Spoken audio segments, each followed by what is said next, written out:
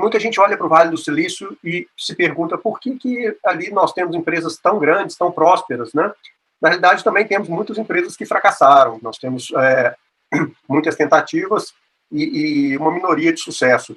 Mas todas essas empresas que realmente tiveram sucesso, elas se basearam em vários pilares, aqui, vários fundamentos, né? E dois deles eu pretendo trazer aqui para vocês hoje.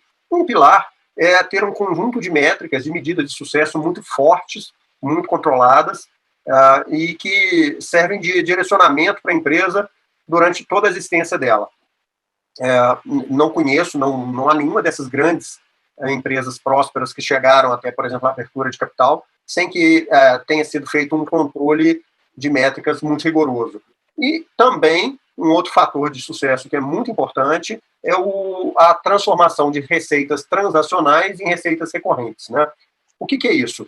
A receita transacional é quando você tem compras feitas por clientes de forma randômica, de forma aleatória, e você sequer consegue controlar isso. E a empresa, em geral, que consegue obter maior sucesso financeiro, ela consegue transformar essas receitas transacionais em receitas preferencialmente mensais, né? Pode ser uma outra periodicidade, mas preferencialmente mensais e recorrentes, todo mês, como se fosse serviço de assinatura. E isso não é tão novo para a gente mais, já existe até cerveja, vinho e queijo sendo vendido pela internet em formato de assinatura mensal, né? Uhum. Na realidade, até produtos artesanais, produtos populares estão sendo vendidos em forma de receita mensal recorrente. Então, eu vou projetar para vocês alguns slides. Eu acho que as imagens facilitam a nossa compreensão também desses dois pilares que fundamentam aí a nossa tese.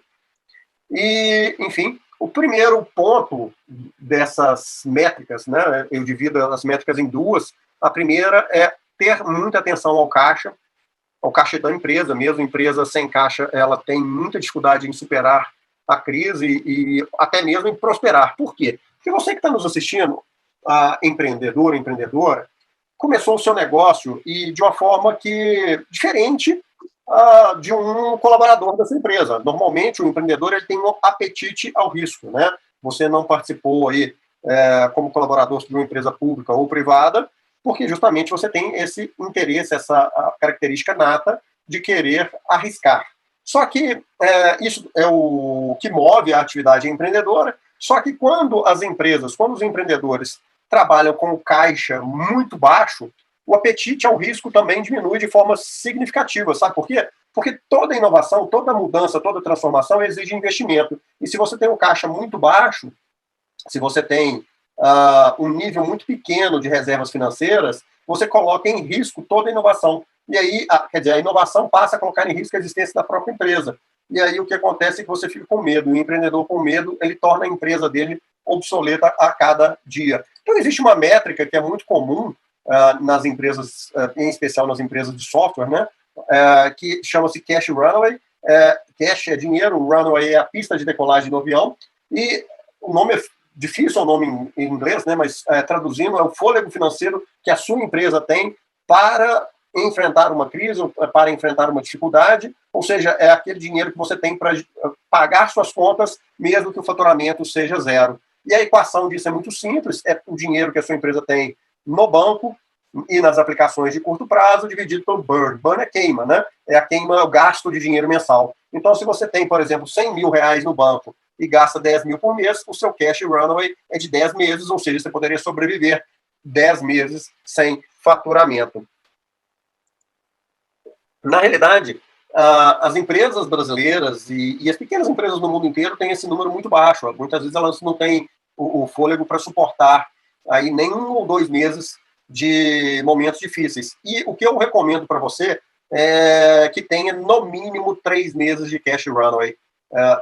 O ideal é ter até mais, né? Dependendo do negócio, é que tenha 6, 7, 8 meses. Por quê? Porque você tem uma reserva financeira, mais um dinheiro para investimentos, para inovação, e isso é fundamental, porque, de novo, toda inovação tem um fator de risco atrelado, e você não pode deixar esse fator de risco contaminar a sua operação cotidiana. Mas aí como é que você aumenta o seu cash runway? Como é que você modifica para mais, né, o cash runway. Existe um número que o pessoal da contabilidade chama de EBITDA, é uma métrica que é o lucro antes dos juros, das depreciações e dos impostos.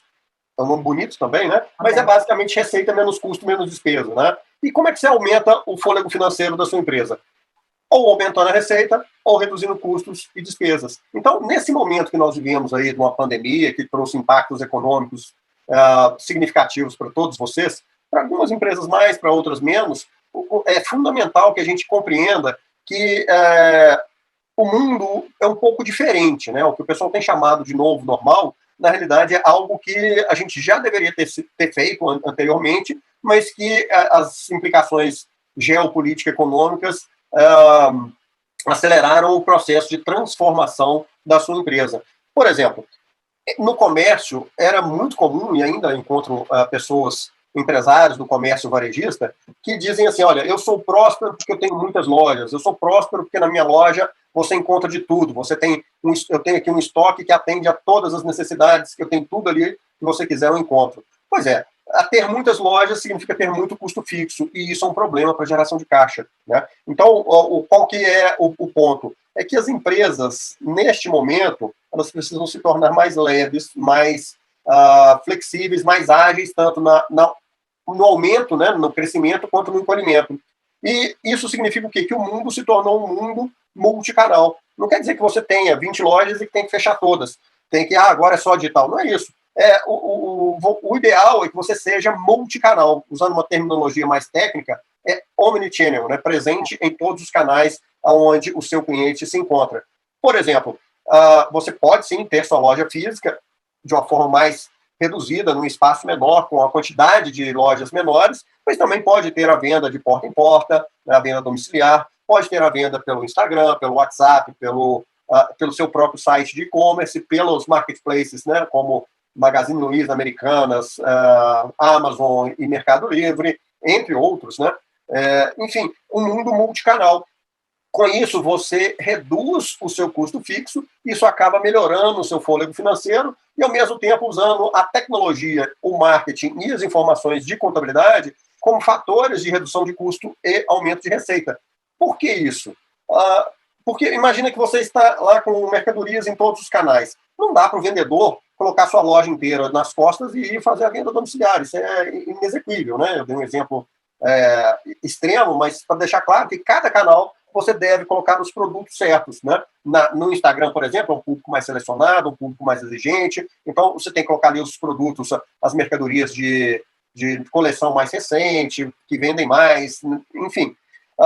No Mercado Livre, nos marketplaces, na Amazon, na Magazine Luiza, na Americanas, você coloca aqueles produtos que tem muito giro, que você tem muita margem para competir por preço nesses marketplaces. No venda via WhatsApp, por exemplo, você pode fazer promoções para os clientes já recorrentes aí da sua empresa, os clientes fiéis, e fazendo aqueles velhos pacotes, né? Compre 3 e leve 1, compre isso e leve aquilo. Por quê? Porque o cliente já te conhece, já conhece seu produto, já conhece seus vendedores, ou seja, você tem um atendimento multicanal e muitas vezes esse atendimento começa pelo WhatsApp, termina na loja física, começa na loja física e termina no e-commerce.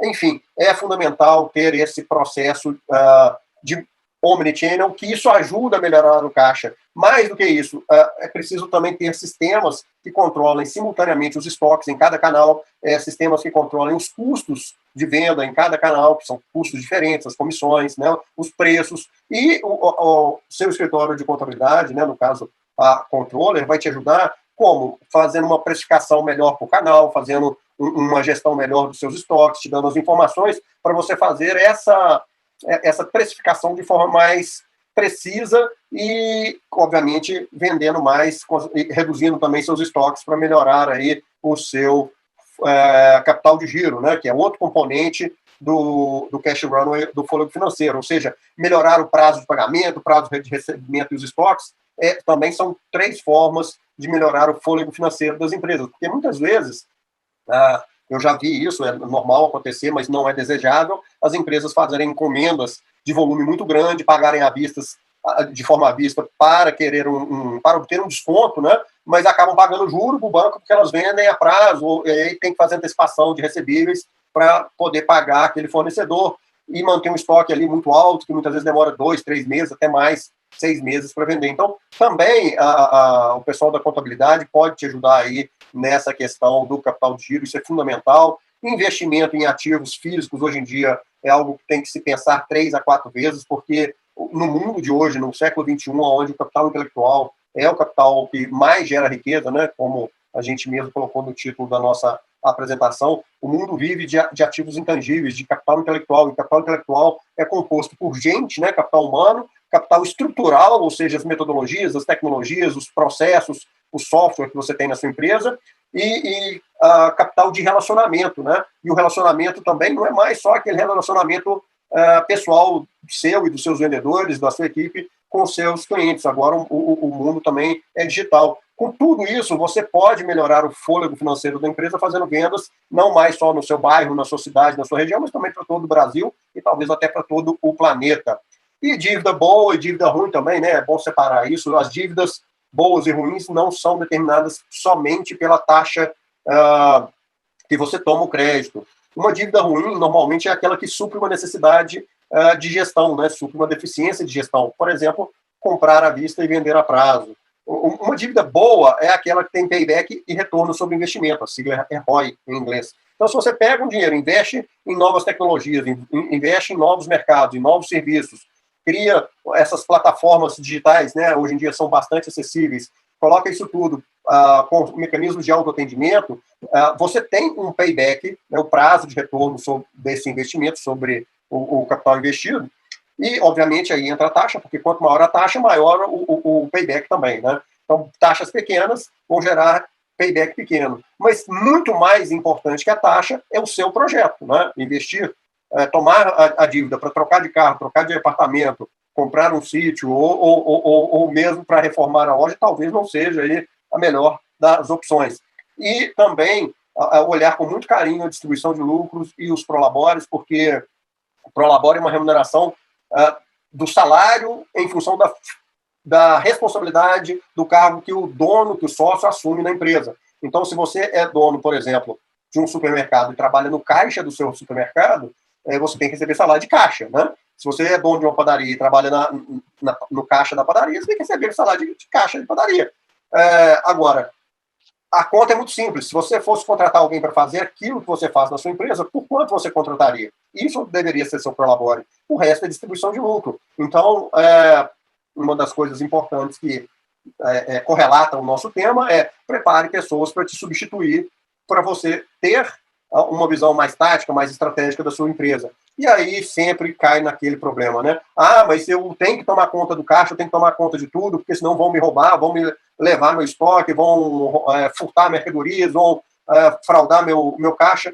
Não vão se você tiver controle e se você não fizer o famigerado caixa 2. Eu sei, você vai falar imposto é alto. Eu sei, eu também não gosto de pagar imposto, ninguém gosta de pagar imposto, mas o custo do não controle costuma sair muito mais caro do que o custo do controle, né? Muitas vezes isso já vimos em diversas situações, que a partir do momento que você tem um controle muito rigoroso das suas contas, né? Você consegue sim delegar e executar funções muito mais importantes na sua empresa e não precisa conviver com fraudes, né? Enfim, tudo isso que eu estou falando é sintetizado numa planilha. Eu vou enviar essa planilha para a Solange, ela depois vai distribuir para vocês. E, basicamente, a gente calcula aí o contas a receber, a gente faz simulações, né, preferencialmente anuais, considerando inadimplência, cancelamentos, downgrade, cancelamento de pedidos, né, ou de contratos. Downgrade é quando há devoluções ou redução de contratos, dando perdas totais aqui, né? Por esse caso, no mês de abril, tinha R$100 mil de contas a receber, 5% de inadimplência, 5% de cancelamento, 5% de downgrade, que deu R$20 mil de perda sobre o contas a receber, somando com saldo inicial de 300 mil e subtraindo 90 mil aqui dos desembolsos, né, do burn, deu um saldo final de R$290 mil, e aí você calcula o cash runway dividindo o 290, que é o saldo final, pelo gasto mensal. E deu, nesse caso aqui, 3,2. Significa o quê? Que esta empresa pode sobreviver por 3 meses e praticamente uma semana, se por um acaso ocorrer algo que gere um faturamento zero nela. Então, essa é uma empresa que tem o fôlego financeiro razoável, ou teria, né? No caso, a situação foi deteriorando até chegar em setembro, numa situação muito ruim. Esse é só um exemplo didático, hipotético aqui para a gente, né? Mas é fundamental que você pense no curto prazo, analisando essa medida chamada cash runway, ou fôlego financeiro, para a sua empresa. E na segunda fase, que você, uma vez resolvido o problema de curtíssimo prazo, que é olhei para o caixa, agora o que eu faço? Para onde que eu cresço? E aí a gente tem que analisar algumas questões, né? Primeiro, muita gente fala assim... Roberto, deixa eu te fazer uma pergunta antes de você entrar nessa fase 2, tá? Isso aconteceu muito seriamente agora no momento da pandemia, né? Que todo mundo se deu conta que a administração financeira, a administração do caixa, saber o quanto é que você tem, o que é que você vai fazer com ele, ficou muito clara, né? Ficou muito transparente, porque começou a sentir, todo mundo sentiu isso na pele, todo mundo teve que fazer suas estratégias financeiras, quando se não conseguia fazer, porque achava que isso nunca ia ser preciso, que eu ia saber, eu já sabia esse momento futuro, eu sempre tinha previsão, eu tinha meu planejamento estratégico, etc, etc. Né? E aí, passado esse período de mais de 100 dias, antes de você entrar na fase 2, você, o que você, na tua experiência, traz para a gente com relação à continuidade dessa metodologia? Né? O que as empresas que fizeram isso ganharam com a implantação disso, ou já tinham, e aí isso aconteceu para elas, deu para elas um diferencial em relação às outras que não tinham. O que é que você pode trazer para a gente esse comparativo do que aconteceu na pandemia e o que é que a gente tem que fazer, essas empresas, se elas devem continuar, se elas continuam com essa metodologia, se elas implantam efetivamente essa metodologia. Por que eu digo? Porque agora a gente está num novo momento, na nova economia, no novo mercado, no novo consumidor, no novo relacionamento, né? Então, a gente, mais do que nunca, está tendo essa necessidade de fazer esse controle, ao mesmo tempo, como você diz, aquelas receitas recorrentes e as novas, que é o que você vai dizer agora na segunda fase. Fala só para a gente essa conexão aí, do antes e do agora. Eu vou ilustrar com um caso real. Eu conheço 2 empresas do mesmo setor, com o mesmo faturamento, elas estavam em março com o mesmo faturamento, e trabalhavam no mesmo setor. Uma delas tomou ações muito rigorosas para geração de caixa. Reduziu custos, negociou dívidas, conseguiu criar novos produtos para gerar novas receitas. E com 45 dias ela conseguiu o cash runway dela para chegar a mais de um ano. Ela tinha caixa para mais de um ano disponível. A outra disse o seguinte: 2, 3 meses de caixa tá bom. O que aconteceu? O que está acontecendo agora, neste momento? A empresa que tem um ano de caixa está pegando dinheiro, está investindo e está crescendo a taxas de 10 vezes maiores do que a empresa que não fez a reserva de caixa. Porque o problema não é só sobreviver. O problema é a velocidade com que você sai da crise. Sim. E a velocidade é proporcional ao capital que você tem para investir em inovações, em novos serviços, em novos negócios, em contratar pessoas, né? Ou recontratar pessoas. Capacitar. Exato. Então, assim, não é só as empresas que ficaram com medidas tímidas, estão tendo crescimentos tímidos agora. Uhum. Isso aí eu não tenho dúvida nenhuma. Eu dei um exemplo, mas 100% das empresas que eu analisei tomaram medidas muito tímidas no começo, ou fecharam de verdade, ou elas tiveram problemas graves, né, e estão tendo problemas de insolvência, né, de dificuldade de pagamentos, de dificuldade de honrar seus compromissos, mesmo com linhas de crédito disponíveis, e outras que tomaram medidas consideradas muito enérgicas no momento, mas agora elas estão crescendo. Né, elas estão crescendo mais leves, mais ágeis, e de forma muito mais rápida. Então, eu não tenho dúvida que essa métrica, né, do fôlego financeiro é algo que tem que estar no dia a dia, tendo crise ou não tendo crise. Né? Tem que ser monitorado de forma consistente. E é a primeira métrica que é usada. Tá ótimo, entendi. Perfeito. Fica claro que, mais do que nunca, existe um diferencial entre essas empresas que fizeram o dever de casa, mesmo com a dor da pandemia. Né? Exatamente. E a segunda fase é que muita gente fala assim, mas eu não quero crescer. E aí eu trouxe a frase, eu gosto muito da Disney, pessoalmente e profissionalmente, esse senhor, esse Michael Eisner, que ele foi presidente do conselho e diretor executivo da Disney entre 1984 e 2005, ele foi o responsável por transformar a Disney nessa grande corporação bilionária que ela é hoje, né? Anteriormente a ele, a Disney era só mais um conjunto de parques. E ele tinha uma frase que ele, traduzindo para o português, a grosso modo, é o seguinte: se não está crescendo, está morrendo. Né? Se você não está crescendo, você está morrendo. E isso hoje é uma realidade mais do que perceptível por todos vocês, né? Por uma razão muito simples. Os seus colaboradores melhores, né? As pessoas que trabalham com vocês, as pessoas que realmente têm garra, compromisso, vontade de aprender, vontade de crescer, vão sair da sua empresa se você não crescer. Né? Se você não abrir oportunidade de carreira, elas vão para o seu concorrente. Simples assim.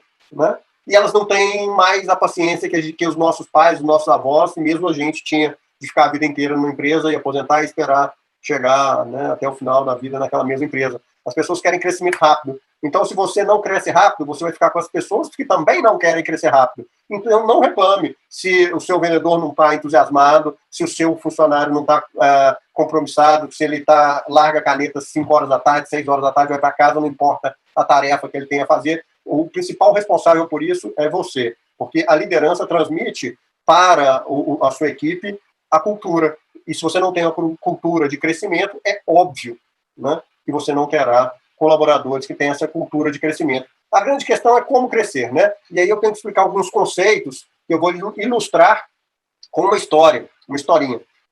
Eu saí de um evento ano passado, né, muito grande, eu estava muito cansado desse evento. Normalmente eu pego Uber, eu estava lá em São Paulo, mas esse dia eu usei um táxi, porque na porta do centro de eventos tinha aquela fila enorme de táxi. Eu pensei, vou pegar um táxi aqui mesmo, porque...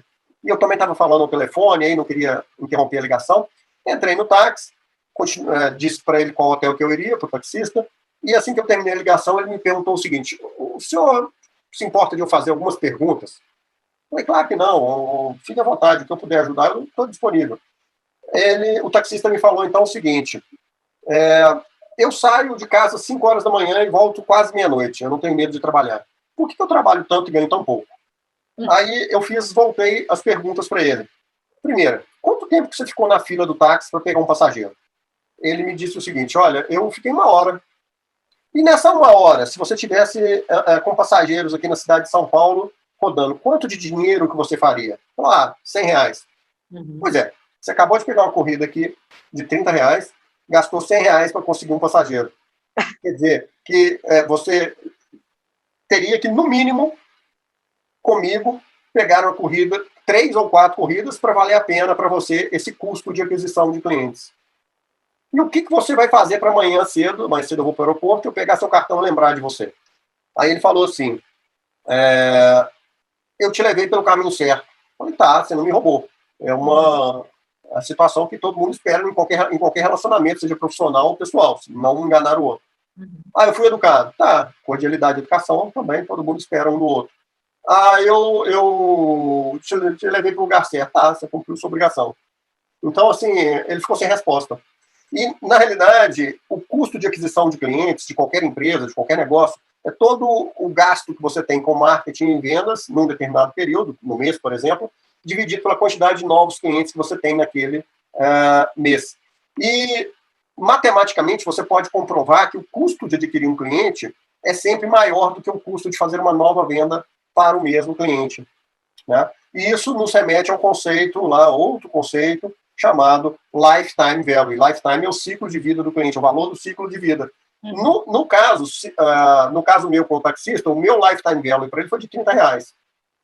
Mas, para valer a pena, meu Lifetime com ele teria que ser de R$120, ou seja, eu teria que pegar 4 corridas. Como é que você calcula isso? Né? Você pode calcular isso tanto para quem tem receita recorrente, ou seja, assinatura, quanto para quem tem receita transacional. É o ticket médio vezes a margem, vezes 1 dividido pela taxa de cancelamento, ou a taxa de frequência de compras, no caso de vendas transacionais. Né? Então, o que é o ticket médio? É o valor médio que seus clientes te compram, ou dos contratos médios que você mantém no seu cliente. Se você está numa padaria, por exemplo, quanto que, em média, você vende por dia? Quantos clientes entram na padaria por dia? Isso é seu ticket médio. Qual que é a margem média de contribuição? Né? Então, vou supor que cada cliente compre R$100 por dia, vai, só para fazer conta de redonda, conta de padeiro. Vamos supor que a margem seja de 50%. Então, cada cliente, em média, deixa 50 R$ 50 por transação naquela padaria. Agora, quantas vezes, em média, o cliente te compra por mês? Ou seja, a frequência média de compra por mês. Vamos supor que seja 10. Então, 50 vezes 10 é 500 por mês. Agora, e no ano, e na vida, durante a vida toda? Isso tem como medir. Tá? É um fator mensurável. Claro que, para quem tem assinatura, é muito mais fácil de medir. Porque se não tem assinatura, você tem que criar mecanismos como, por exemplo, programas de fidelidade para identificar o cliente, né? Não é tão simples assim.